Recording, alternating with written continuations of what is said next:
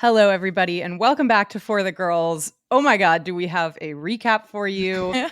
I had said to Sarah and Chessa, like partway through the race, I was like, this could use a little more excitement. And boy, did I eat my words. Yeah. That text really aged well when we look Yeah. back on it. Yabba dabba do. We have a lot to talk about. But first, before we dive into it, reminder that anyone can sign up for the Discord. I know we've been posting some stories on Instagram of the fun chats and starting to post some highlights in TikTok. And we've gotten a bunch of DMs asking for the invite, people saying they thought it was private.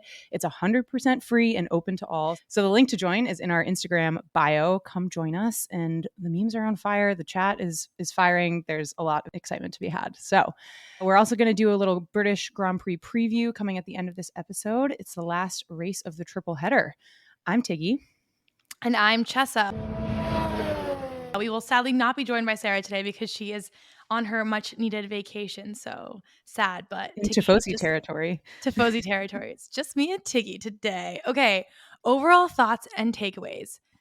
F1 is back, baby. We are so freaking back. I am so happy. It feels like after Miami, we kind of started to get a sense of what could be for the rest of the season in terms of just like things being shooken up a lot. And race after race after race, we started to see that. And I would say F1 is back now. So I'm really happy. I think, it's easy to say, oh, well, George might have just only, he only won because of what happened between Max and Lando, but that's F1. You know what I mean? And I think he came out, he had an amazing win. Everyone else had such incredible wheel-to-wheel racing up and down basically the entire grid. We had teammate battles. This race had it all. It was really, really exciting. So much excitement. And yeah, I agree. F1 is spoiling us these past several races. I feel like ever since Adrian Newey dropped the bombshell he was leaving Red Bull, we've just been spoiled. And Max running over that ballast in Miami, everything has just, there's been a lot of excitement since then. I really loved this race, and not just because of what happened in the last 10 laps. I was a little, impatient waiting for some action at the beginning, but the teammate battles, we'll Yeah, it talk was about good. this, but just Alpine, Haas, like shout out to Haas. All of their excitement got lost in everything that I happened know. this race, but double points finish. Okay, Hulkenberg and Checo fighting a Haas once again. But yeah, really, really exciting stuff and lots to dive into. So let's start with MVPs. I'm going to give it to these teammate battles and to Nico Hulkenberg for delivering. He kept a calm head. There was a lot of fighting between K-Mag and Hulkenberg, and it's interesting because probably neither of them are going to be at the team next year, but I love that they still feel like there's a lot to play for, and just sneaky being able to deliver on a Sunday when Haas usually hasn't been able to show that pace and a double points finish. So congrats to them. We will get into all the other excitement and MVPs, but I got to give a shout out to Haas because they deserve it. A Saturday team moonlighting as a Sunday team. We love it. Exactly. Those were good ones, Tiki. I think I'm going to give mine to Piastri because even if it hadn't been for what happened with Max and Lando, like he was having a great race. He started P7, unfortunately, and there was points, before the whole drama unfurled that he was running P3. So I think he had an amazing race. I think it's just still the beginning for him, and he always gives us glimpses at his brilliance. So it was nice to see that. Okay, LVPs. We'll talk about this later, but I'm going to give mine to Yuki for his extreme, unsportsmanshiply, like, you know what I mean? That's like the softest way to put his radio. I just really was not happy at all with that. So he's my LVP this weekend. Yeah, I'm sure we'll talk more about this, but I am happy that the FIA has set a precedent with that level of a fine, 40,000 pounds or euros, whatever it was. Yeah, just I'm glad that they set that precedent because that was truly uncalled for and just not okay. I'm going to give my LVP to Max. I know people have differing opinions on this incident, but I thought that racing was not cool. I think the stewards captured my thoughts on who was to blame in that tussle, and I just think I really think Max is an incredible driver, deserves all the respect, all the accolades he gets, but I just think putting him in this situation of having to fight for the win is showing some of the behaviors that I don't think he has fully gotten rid of, as we saw in 2021 with Lewis and other years as well. I just don't think he raced in a mature way today. And he hasn't flexed his racing muscles in he hasn't a had very to. long time. And I just don't think that it's brought out the best sportsmanship, whatever the Why word is. can't we get that word today? Damn. Well, we will definitely talk about that. Okay, so how did our hot takes hold up? I had a Checo podium. That did not fare very well for me, unfortunately. Yeah, you did that to yourself, though. You knew that wasn't going to happen. I was feeling like he's coming back. He has a lot to, I mean, I guess he signed the contract already, but he still has some stuff to prove. And Red Bull, as we know, if you're not proving yourself, the contract doesn't really matter. That can go away. Oof. So I hope that you might have just jinxed it and we'll see some stuff happen next year. Anyways, mine was a Ferrari podium, which now, I'm not kind of hot. I know, I'm so soft on the hot takes as I'm saying, and I'm like, darn, I should have been a little bit more specific, but we did have a Ferrari podium, so I win, I guess. Asterisk win, I would say.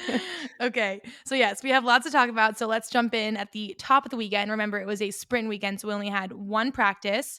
Max topped the timesheets here, but not without a little bit of drama. At one point, he was literally stopped in his car on the track in the middle of the session. He had some engine problems, which caused a red flag, but they were able to get him to the pits, get it all sorted out, and he was back out there. So, we had Max, Oscar, Charles, Carlos, and Lewis in the top 5. For the sprint quali and sprint, for sprint quali, this was close. Both the McLarens were in tip-top form, putting a lot of pressure on Max, which was definitely foreshadowing for the actual sprint race on Saturday, which we will very much talk about.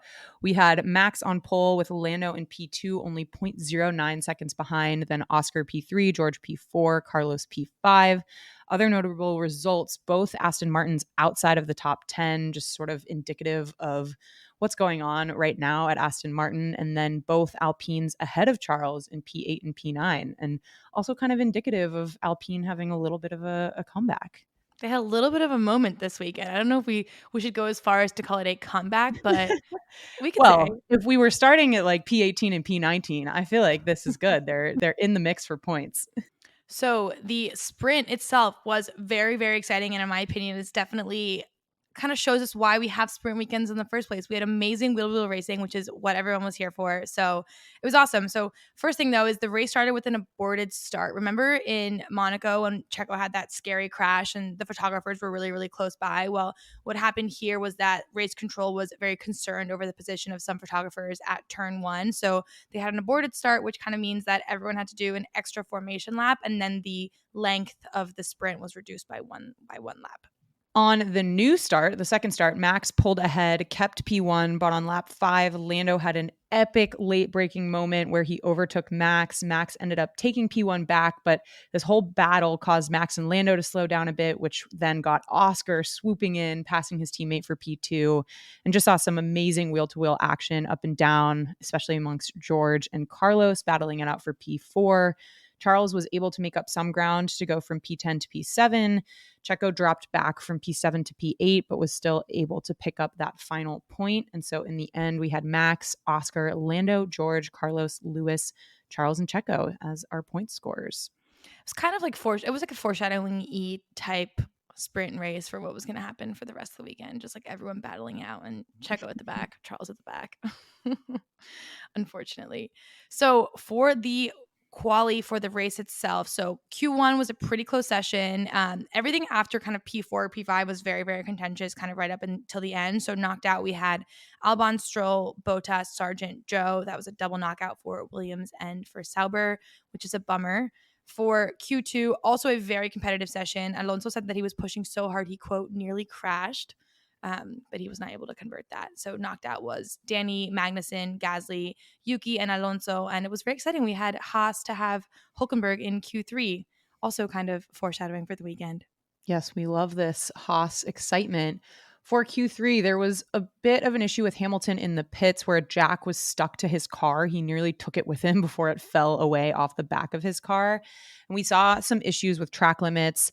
Oscar originally qualified P3, but his lap time got deleted. McLaren did protest that, but it was rejected by the stewards because it was, quote, inadmissible. We mentioned this in our preview, but last year's race had over 1,000 track limit violations. So this year, the FIA installed what they called kind of a natural deterrent. So a 2.5 meter wide gravel strip behind the curb at the exits of turns 9 and 10 to make the limits more clear.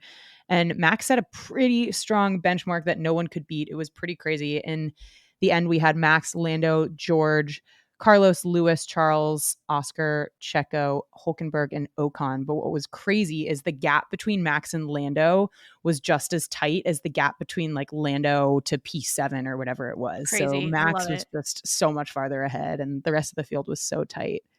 And this was Max's 5th consecutive Grand Prix pole at the Red Bull Ring, the first time he's achieved this at any circuit. So the crowd was going wild, tons of Orange Army in the stands, and obviously Red Bull's home. So it was a big moment. Yeah, speaking of just like the general weekend, the vibes were so strong. Like, I don't know if anyone was watching the race, you could hear the cheering so loud, like through just, you don't get this at every race. Like, it was very, very intense just watching it on TV, and the Orange Army was definitely everywhere. And it's a very beautiful weekend. It was kind of like the weather looked similar to what Tiggy and I had and with Sarah last year at the race, but it's just beautiful, sweeping Styrian countryside. I think there was 302,000 people there this year.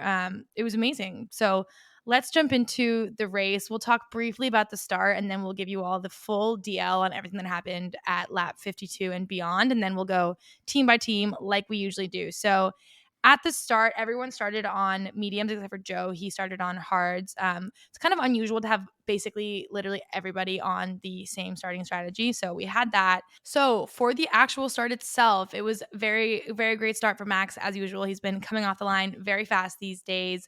And then we did get to see some awesome wheel-to-wheel action between Lando and George for P2 and Lewis and Carlos for P4.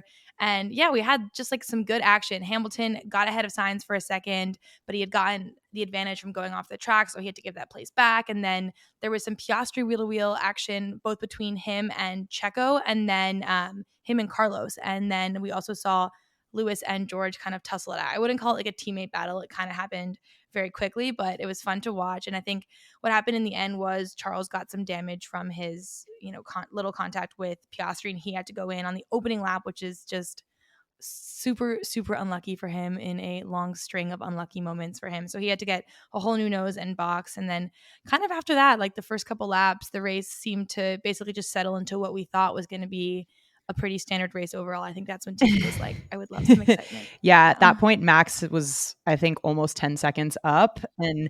But everything kind of changed around lap 50. It was a pretty fast and furious last 20 laps with a lot of drama. So we'll give you the full breakdown.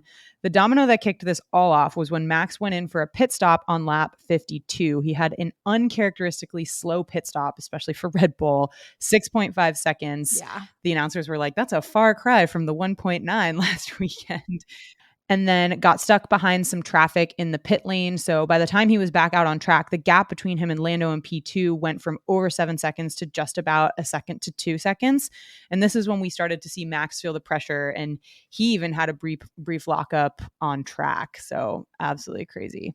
So from then on, we started to see the epic wheel-to-wheel action that would end in this, I call it crazy incident, but the race-ending incident. We had Lando complaining on the radio, first of all, about Max moving after he moved. So I don't know if a lot of people caught this, but we got a lot of people writing to us in Instagram about it. But basically what happens is you can only defend once, right? And so Lando was kind of like radioing in saying, Max is moving after I moved, and kind of moving around in the braking zone, which you're not allowed to do. You can only make the move to defend once. So that was kind of the first thing. It just kind of showed how desperate Max was in defending Lando, and how tight this battle was going to be. And at this point, Lando had gotten a track limits warning. So on top of all of this wheel-to-wheel racing and stewarding that he was doing in his own head, he had to be extra, extra careful for not surpassing track limits. In the end, he did get investigated and did get that 5-second time penalty, which kind of became irrelevant based on how the rest of the race played out.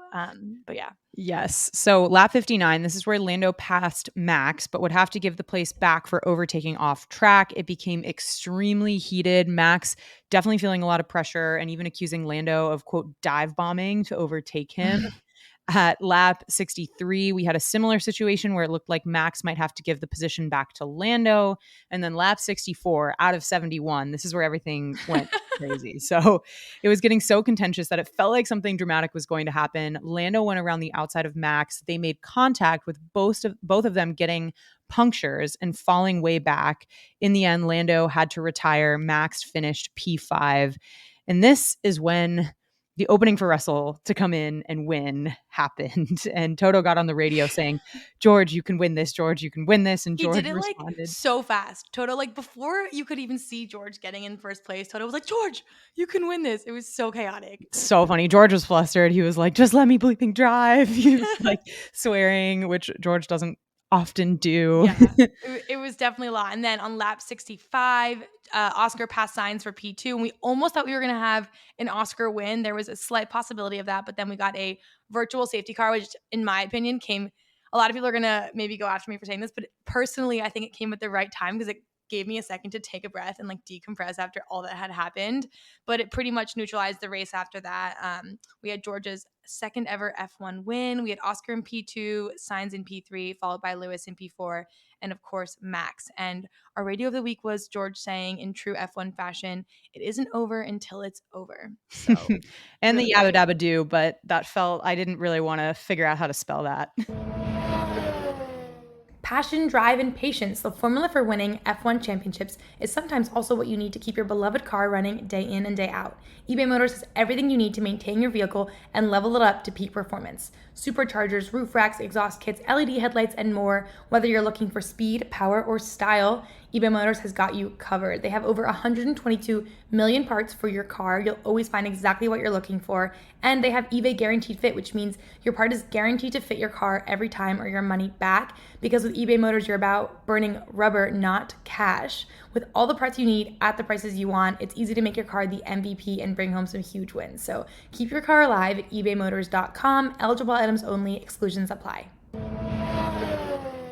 All right, so let's go team by team. Red Bull, this weekend shows that they have strong competition from McLaren. Max is really going to have to keep working all season long. Lando winning in Miami was not a fluke, it seems, and just having so many different people in contention at this point. The fight is tight, even if Constructors isn't fully showing that at the moment. I think we're getting there. And I think, like, despite how stressed Max seemed all weekend for the battle, this has got to be fun for him. Like, we talked about this all last season, that he must just get super bored cruising out in front, like 20 seconds ahead all the time. So I think he will reflect on this race and be like, damn, I'm glad that it happened. And now we have a true battle.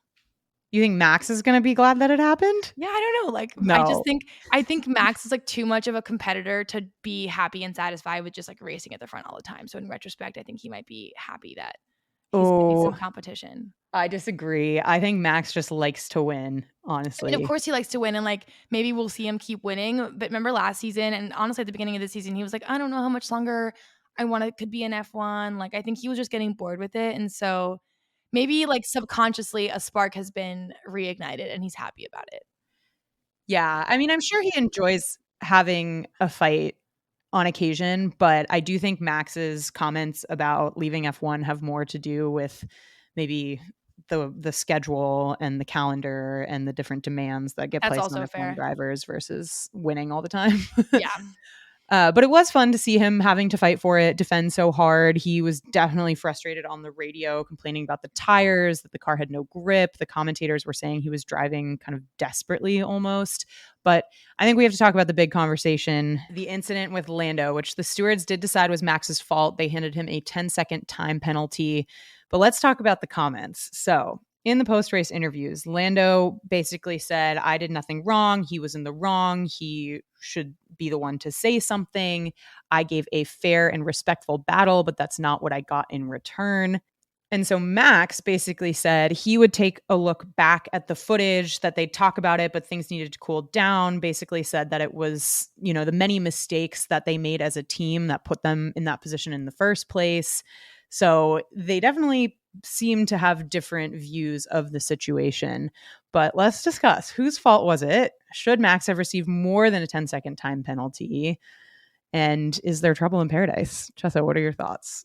Okay, I think there's a lot to think about here. I think Max could have easily, and I think other drivers might have done this, who knows, like when Lando was in the press conference moment sort of calling him out, just like been super defensive and jump back in. But instead, I think he had the good grace to kind of say, okay, I'll think about it. I'll look back at it and decide. I mean, I agree with what the stewards decided. I think it was Max's fault. And so everyone else kind of thought it was Max's fault. So Max not fessing up to it definitely didn't look great. And it's going to cause tensions between Max and Lando. They said, okay, we'll go back and talk about it separately. And so part of me wants to say, Max did the right thing by kind of like deflecting a little bit and saying, okay, I'll go back and look at it, and not necessarily being super defensive, but he probably could have taken some of the blame.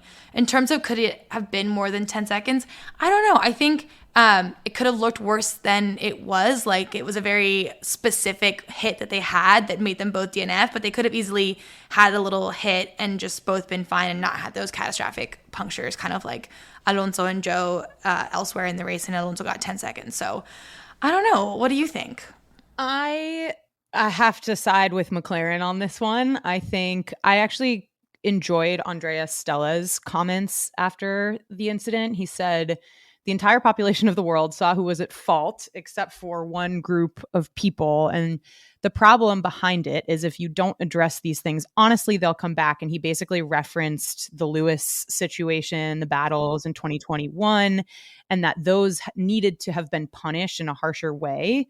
And they didn't. And so he was basically insinuating that Max as a driver has not learned from that because they weren't really punished. And he did end it by saying, we have so much respect for Red Bull and for Max. They really didn't need to do this. And it's kind of a way to compromise your reputation. Why would you do that? The punishment should be proportionate to, the incident when a car is having to DNF because of it and potentially losing the win. Do you think it should have been more than 10 seconds? I think so. I think that these things tend to go punished in a way I agree with Andrea Stella. Like, it's not really commensurate with the incident themselves. And the fact that Lando is getting 0 points, potentially losing a win and falling behind in the constructors battle to Red Bull even more because it wasn't really punished. So I do think that it was Max's fault. And yeah, I'm happy that Max didn't get on in the post-conference interview and be like, it was all Lando's fault, blah, blah, blah. But I don't think that takes away from the racing and the incident, which I do think was his fault. My main question is, whose side is Martin Garrix taking, and are Max and Lando gonna get along? Lando's. He's definitely taking Lando's side. But I have to say, it's interesting to me that Lando keeps getting driver of the day. I mentioned this in the last recap where I was kind of almost playing devil's advocate a little bit of like, it was Lando's race to lose and he still got driver of the day. And this race he DNF'd, and yes, he drove well, but it's interesting to me that Lando does keep getting driver of the day. Yeah, and people on Instagram had a lot to say about this too. I think what I think about it is that people want to see Max have competition, and I think Lando is the front runner in that potential, and people have goodwill. So I think that's what's going to happen. I think people are voting for Lando because he's the only contender right now, and they want to see it. Yeah.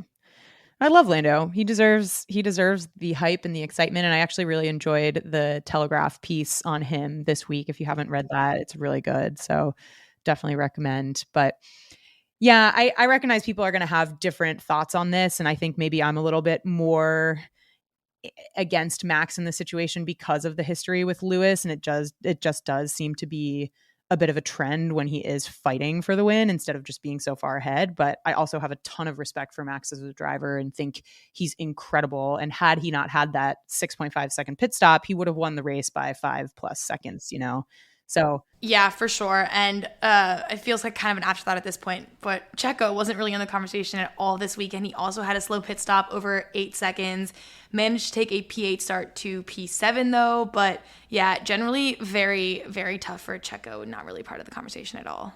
There's still a long season to go, but yeah, it's always tough when you're talking about a Red Bull and a Haas competing against each other multiple weekends in a row and Checo just not delivering. So kind of difficult. For Ferrari, this race was pretty split amongst teammates. It was the first time Carlos has out-qualified Charles in 7 races, and he had a great result with a podium finish. Charles, on the other hand, the woes were woeing. He had a horrible streak of bad luck. He's had one since Monaco when he won the race, but ever since then, it's been kind of a disaster for him. He hasn't had a top 4 race start since Monaco, and the race went from bad to worse for him this weekend after pitting for some minor damage on lap 2, going from a P6 start to a P11 finish. Just to go from winning Monaco, your home race, and then getting lapped by the race winner only 3 races later is just brutal. The graphic that they showed, the 63 seconds or whatever, I was like, you do not need to be showing this graphic between Charles and Max right now. For Mercedes, I think for them, the weekend just went from good to great. After the sprint and a decent quali, they really looked like they had the pace to challenge the Ferrari. Both teammates picked up points in the sprint, and then George had his best ever start in Austria at P3. So really great. I think it wasn't super contentious, but it was really nice to see also George and Lewis having some wheel-to-wheel action at the beginning, battling for P3. And now we're really happy for George's win now that we've had 5 different race winners in 11 races, which is amazing. This time last year, we only had 2 race winners in 11 races. So we're super lucky. Yeah, just awesome for George. And yes, he did get the win sort of handed to him. But at the same time, at the end of the day, being in the right place at the right time deserves credit. And he absolutely put himself in the right position there. And so I think he fully deserves that win. Super exciting for the team. And obviously, as a Mercedes fan, I'm so happy that they got their first win. And yeah, it's great. Yeah, and I think it's also really good for the team that it was George that won it and not Lewis, I think, just given everything that's going to happen next year. So good for George. Yeah. Although there's definitely a little bit of trouble in paradise, I think, with George and Lewis right now of some of the fights. But I have to say, for the pose at the end there for George, he knows exactly what he's doing. He's so PR trained, just hitting that intro pose real quick and then hopping off. Like he needed the photographers to get that shot, and then he was off the car. It was hilarious. For McLaren, great racing for the team this weekend. It's definitely starting to feel a lot more sure that the car really has the pace to challenge Max and the Red Bull all season long. Oscar had an amazing race, like we said earlier. Even though he had that tough P7 start, and even before all of the late race drama, he really was running for P3 at one point. The crazy ending, of course, did work in his favor, and while P2 is super solid, we kind of did wish we loved that moment where we had a potential for an Oscar maiden win. It was amazing. And then, yeah, Lando had a really great race. It's so disappointing to see how it ended up for him, and you could just tell by the way he was getting out of his car that he was completely pissed off at the outcome of the race. So he will be coming back guns a-blazing for sure.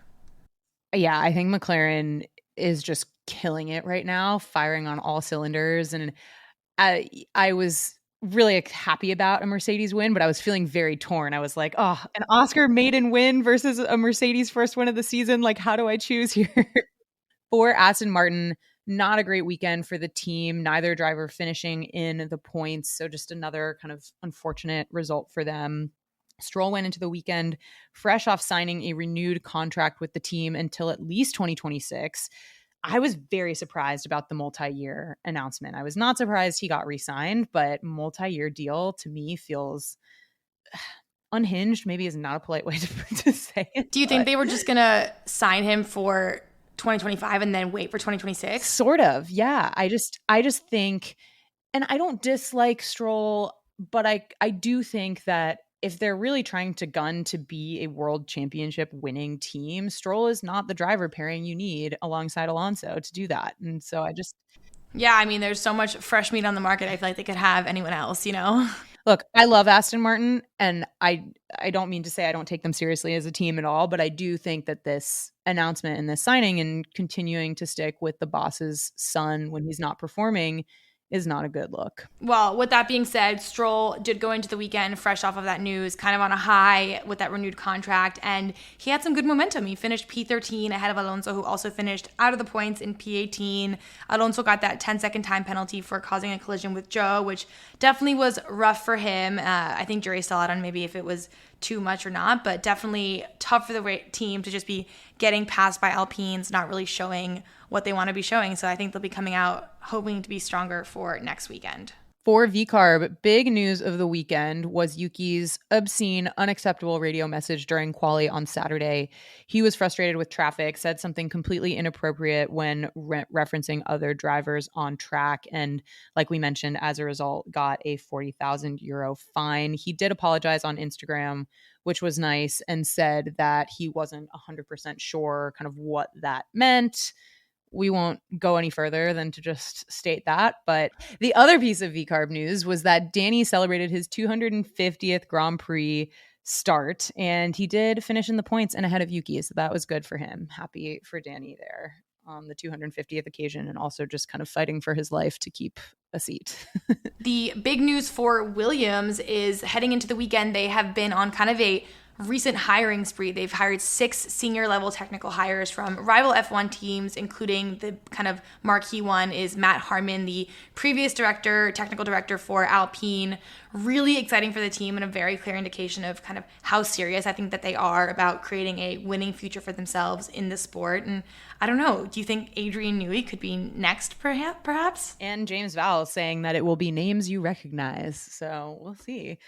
For Alpine, like we mentioned, fun wheel-to-wheel action between them, including the usual sassy radio comments from both of them. Gasly saying ciao as he passed Ocon was one of the highlights of the race. David Coulthard said on the commentary that it has not been a marriage made in heaven in terms of them not getting along, but at least it's entertaining. I think Julian Palmer was the one who said that it's the best soap in Formula One. They're wheel to wheel every weekend. They're drivers that grew up really close to each other. They really don't like each other. And so it's just kind of fun to watch it happen. But as we know, right before the race weekend, Gasly did re-sign a long-term contract with Alpine that will have him at the team beyond 2025. That leaves a lot of discussion about who his new teammate could be. We know Ocon will be parting ways with the team at the end of the season. We talked about this a little bit last episode, but Jack Doohan is potential. Mick Schumacher is also a name in the ring who will be doing an F1 test. And Carlos Sainz has entered the chat as talking to the team as well. I mean, Carlos is talking to everybody, but this has been in the news a bit more lately, and think that the team's decision to sign Flavio Briatore and their talks of giving up their engine program and becoming a customer team has definitely made things a bit more interesting. So what do you think about Carlos? Should he be prioritizing kind of more of a competitive seat, even for just a year, like Mercedes, which did apparently offer him a 1-year deal? Or do you think he's in the position to make a gamble on potentially more up-and-coming team for a longer term? I don't know if this is a hot take or not, but I think Sainz should have just signed Mercedes for 1 year when he had it.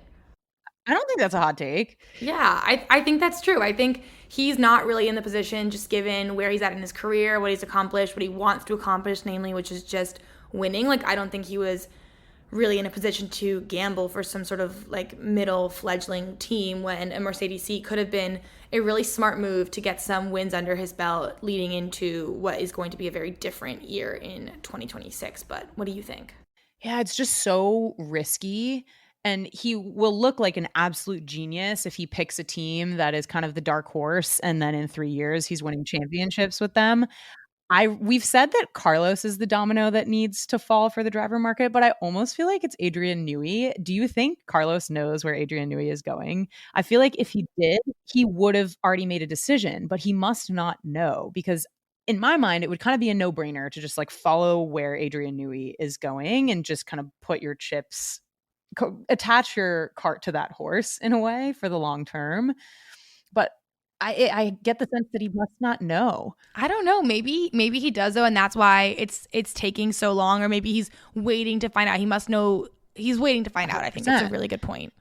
But yeah, I mean, if you take that off the table, if you take Adrian Newey off the table, I do sort of agree that Carlos is at a point in his career where it's really risky to be going to a team where he could be kind of sitting at the back and not really able to fight in a car that's going to deliver him points. So it's really, really hard to say. Someone was also saying, or it's kind of been rumored, that he also is waiting for Max to announce as well, on the off chance that Max leaves or something happens.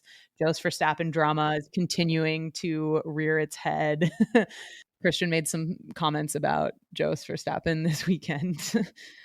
He said, well, at least one Verstappen might be available, and that's Jos. Oh my God. So. That's hilarious. But imagine a Checo Sainz pairing at Red Bull. That would be extremely novel. It does seem improbable, but if you're Carlos, you do not want to close any door or any possibility before you know fully, like the number one driver on the grid has not announced a re-signing yet. So I feel like we could just talk about this forever. Like, he must be going through every single permutation that he can think of what could happen next year, what could happen to all the teams, what about 2026, what about all these new hires, what about the engines? Like, there's just so much for him to be thinking about. We could literally sit here forever and debate it. This is the Formula One roller coaster. You just never know. But the last thing I'll say is if Max does not re-sign for 2026, like we know he's in the car for 2025, but if he does not re-sign for 2026, like if I were Carlos, take the Mercedes seat for a year and then go to Red Bull. Yeah, I feel like that's just the most logical step.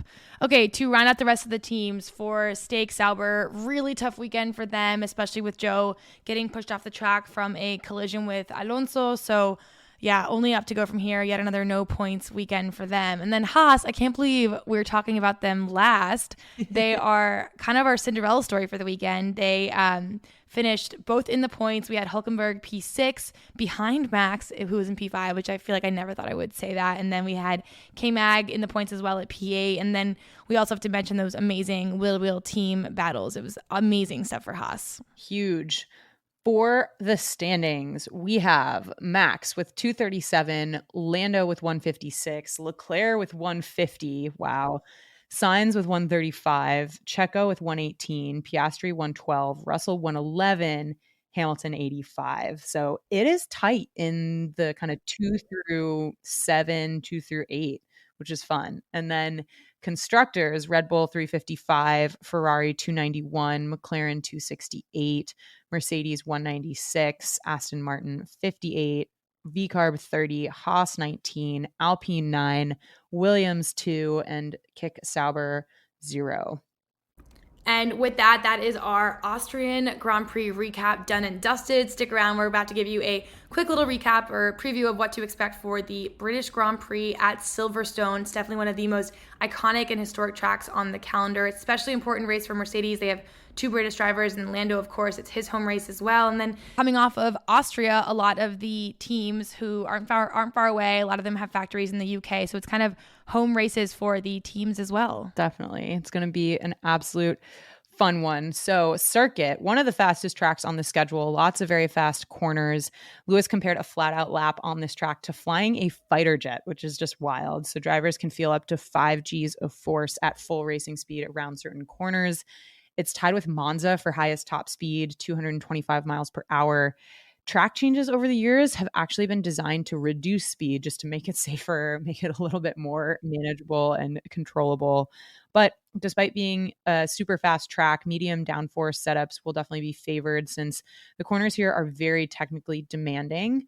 So definitely going to be interesting. It is on the longer side of a track in terms of length, 52 laps, 5.9 kilometers, 2 DRS zones, which is funny because we're going from one of the shortest laps on the circuit with 3 DRS zones to one of the longest with 2. So a little bit of a different vibe. I love the history of this track. It actually began as an airfield for British bombers during World War II, and then they kind of built a perimeter road around that whole Royal Air Force Station, and that's what became the track. It's super historic. It made its debut in 1950 and actually hosted the first ever F1 race in history. It's also the only GP to have never missed a year on the F1 calendar aside from the Italian Grand Prix, and earlier this year, the circuit renewed their contract with F1 through 2034, so we have another decade of incredible racing at Silverstone ahead of us. You can't get rid of Silverstone. It's an absolute classic, and we really do want to go to Silverstone hopefully next year. So last year's race, record crowd in attendance, good wheel-to-wheel action. It was also the first time since 1999 we had 2 British drivers on podium. So the race started with Max P1, Lando P2, feeling a little bit like this season after Max had narrowly beat out Lando, who had provisional pole. Lando had an incredible start to overtake Max, and he wasn't able to hold him off the whole race. It was still exciting. It was a big weekend for McLaren overall. They saw their upgrades really pay off with P2 for Lando, who fought hard against Max, and what could have been a P3 for Oscar were it not for a last-minute safety car. But this was sort of when McLaren's rise began. And we haven't looked back, which is great. We also had great racing up and down the whole grid, a great George versus Charles and a Hamilton versus Alonso battle. We, in the end, for results, had Max P1, Lando P2, Lewis P3. So Lando and Lewis as the Brits on podium, and rounded it out with Oscar and George in 4th and 5th. Okay, in terms of what you can expect from some of the teams, I think for Red Bull, Max is going to be back with a vengeance for this race after Austria. He'll be looking to handle the pressure a little bit better, maybe fight for the win a little bit smarter here. And it's ironic that we're heading into this race after a pretty unpredictable and crazy race in Austria, because Silverstone fans or people in general were complaining that the reason that Silverstone might not be selling as many tickets is because racing has gotten a little bit boring because Max keeps winning. So very ironic that that's happening here, given that we just had an amazing weekend in Austria. Yeah. I mean, Max said it at the time. He's like, I think it's your problem if you're not selling tickets. It's not our problem. For Ferrari, Charles will be looking to forget last weekend, finally have a strong quali that hopefully puts him in good contention for podium and a solid points haul. The team will be bringing some upgrades to Silverstone to help get some extra pace at this very, very fast track. Mercedes, we have our double home race here. After a win in Austria, the vibes heading into this weekend will be impeccable. And I'm hoping that Lewis feels a little bit more at home in the car. He just kind of felt slow all weekend. Didn't feel like he had the same pace that George seemed to exhibit. So hopefully the car will be back in fine shape. I'm sure it will be. I'm very excited for that. For McLaren, home race for Lando, I think was after a really disappointing weekend for him in Austria. He'll just be coming back really hungry and ready for the win. So we're excited for that. And then for Alpine, I think the big topic of conversation will be, will they play nice, Ocon and Gasly? So we'll see about that. And then fun fact for VCARB, it was at Silverstone last year that the decision to replace Nick DeVries with Danny was announced. So maybe this year we will get a full circle moment and get the confirmation on who Yuki's teammate will be next year. Maybe if Danny's coming back, since Danny is yet to be confirmed. In general, I feel like we'll hopefully have at least one or two driver contract announcements. Carlos did say a triple header is not the time to be thinking thoughtfully about this decision, but I'm hoping that we get something ahead of that. For just a small piece of news, so updates on the anonymous email that went out accusing the Mercedes team of dangerously sort of sabotaging Lewis Hamilton's car. The team launched a police investigation. This week, it was reported that the results found no indications of criminal activity. We'll obviously keep an eye on what's going on here, but it seems to have quieted down for now. Okay, let's do our hot takes. Let's make them British. Tiggy, what do you have? British driver win. I don't care who it is. George, Hamilton, Lando, doesn't matter to me, but I want a British win. Nice. Okay, I'll one up you and I'm going to say all Brits in the top 5. So Lewis, okay, Lando, and Russell all in the top 5. So we'll see about that. With that, everyone, thanks for sticking around. We will see you next week for our Silverstone Grand Prix recap to round out what has been a crazy triple header.